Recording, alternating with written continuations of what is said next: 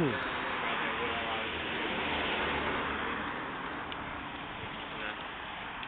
was hoping I'd have one of these amazing stands. I was looking at buying myself one. They're not cheap. No, they're not. I think you can get some lower end versions on eBay for not too much. Yeah, I got this one for quid. What? One of them. You like it? It's a bit mashed up, but I bought it fairly cheap. Oh, right, okay, thanks. So, yeah. Got a checklist here. Company's off. So it's serious. Has it got carbon parts on it? It's got carbon forks. Yeah. Carbon forks, carbon seat post apparently, but I don't think it is actually carbon. It's just the outside is carbon. So they say anyway. Really light. Just to stop it, I think it stop it from seizing against the against the steel. Yeah.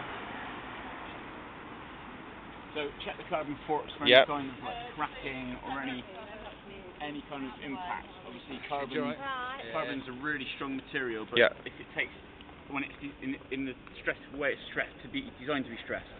But if it takes some kind of impact, like say a stone flies into it and you get some kind of crack, then it dramatically weakens. Right, okay.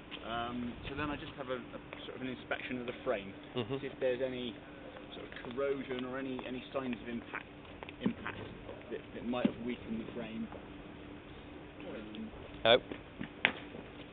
Then from behind, do a visual inspection, check that it looks visually reasonably aligned, that the rear triangle is not pointing slightly out. Right. And also have a quick look at the gear hanger. The gear hanger is this thing here. Okay. The gear hangers are separate from the frame. And this is designed to snap if you take a massive impact on the derailleur. What it also does is it bends if you take a minor impact. Right, yeah. Now the reason it does that is to protect the frame, but if it's badly bent, then your gears won't index properly. Yep. Now it's quite normal for them to be a little bit bent. Where it's at the moment, you can't really get. My indexing is out a bit, to be quite honest. A good feel for it, but it's possibly not completely straight. Looking at it, it doesn't look perfectly straight. Right. But we'll get to that when we get to gears. Sure. So frame's okay, fork's okay. The headset, now it's in the stand.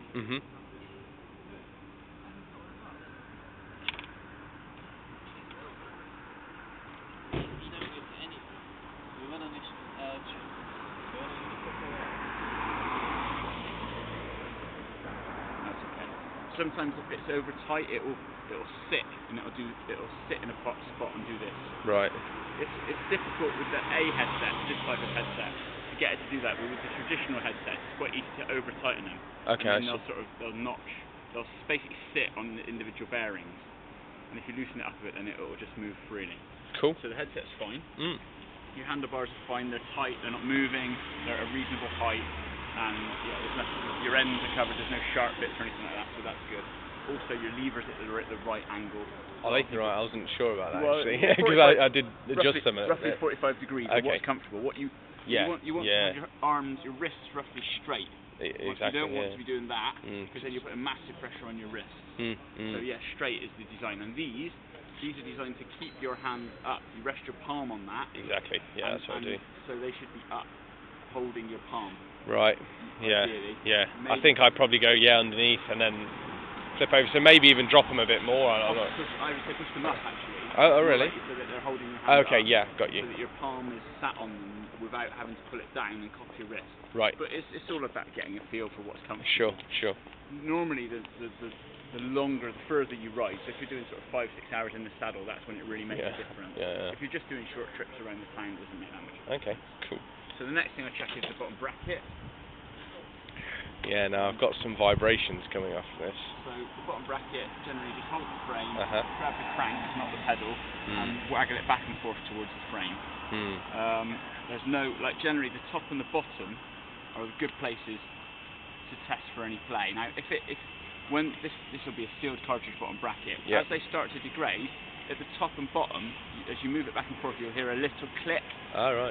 Then they'll start to get worse, then you'll get play, then lots of play, and they break down quite quickly when they go.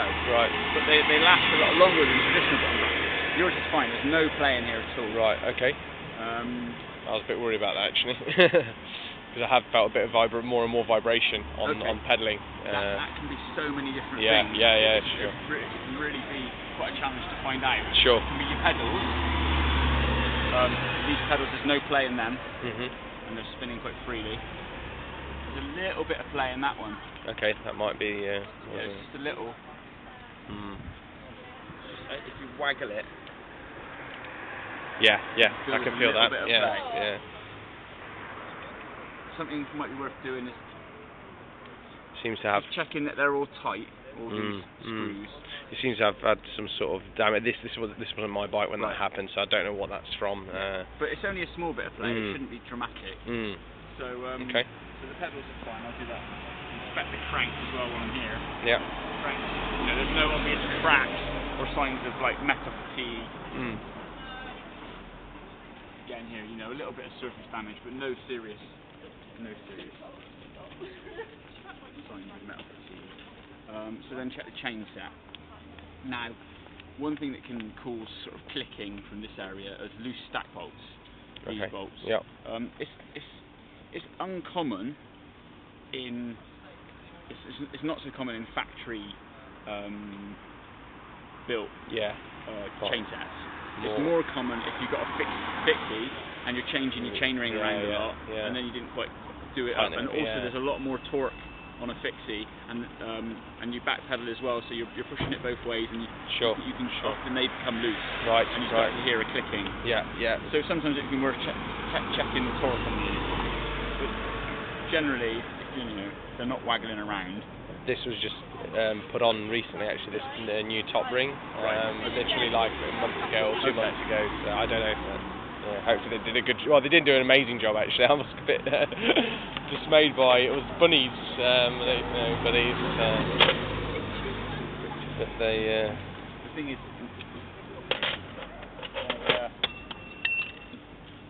sometimes you need to get in behind because there's a. Yeah, that's tight. Yeah. I mean, obviously, if you suddenly develop a clicking and you've changed something recently, it can often be. But surprisingly, even something like your saddle squeaking can transmit a sound down, and you can think it's coming from your bottom bracket recently. Yeah. Pinpointing where a noise is coming from can be quite. So check the chain set. Look at the teeth. See if they're looking really sharp. You know. Sure. They start to look like waves or shark's teeth. These are very nice and rounded, mountain-like. The downside on the middle ring, maybe they're slightly. Yeah, but you can look at the pattern and you can see that they're still fairly rounded at the top, and the pattern's uneven, which is designed to aid shifting. Right. I would say that middle ring looks in good shape. Okay, cool. They're still rounded. As soon as when they start to become sharp, that you want to be changing them. So the chain set's good. So then to the front tire. So first thing I do, just check the inflation. Check the inflation by squeezing the sidewalls. Yeah. Now that's just a rough rule of thumb. Obviously, if you're staying on top of your bike maintenance, you obviously pumped your tyres up recently. This morning. They're well inflated, which is fantastic. But the rough rule of thumb: squeeze the sides. Yeah, I do. Get a feel for the sides, and that'll tell you. Yeah. You squeeze this now, you can't squeeze that in. No. So the next time if you squeeze them and you go, there's a bit of give there, it's fine. Yeah, it's gone down. So I've got my dust cap there, left out in front of the garage. Check the tread. See that there's still plenty of tread on there. Check the sidewalls. See if there's any cracking, any rubber rot, sometimes known as, any splits, and see if there's any bulges. Make sure it's seated properly. And then again around here. Splits, bulges. No, that's perfect. So the front tire is good. Then the front wheel and the front hub. So the first thing I do with the front wheel, grab hold handlebar steady and waggle it back and forth. Checking for play in the bearings. If the bearings are loose, the wheel will go like that. There might be some good at this. If you waggle it hard enough, you'll always get it to move. That's good. Now, with the quick release wheel, the tension that you put on the quick release affects the tension on the bearings. Right. So if you over tighten the quick release, then your wheel won't run completely freely. Okay. And if it's too loose, then you'll have play. Got you. So technically, the bearings, the cones which you adjust on the front to adjust the bearings, technically on a quick release wheel you should leave a small amount of play. Then you put it in and you take away the play with the quick release. So you tighten it up just enough so there's no play, so there's no waggle. Right. That's how you should technically do it. So I would. I just all I did then was just move that with my thumb, not enough to undo it, just to see the level of tension. The way that you're supposed to do it is so that halfway. So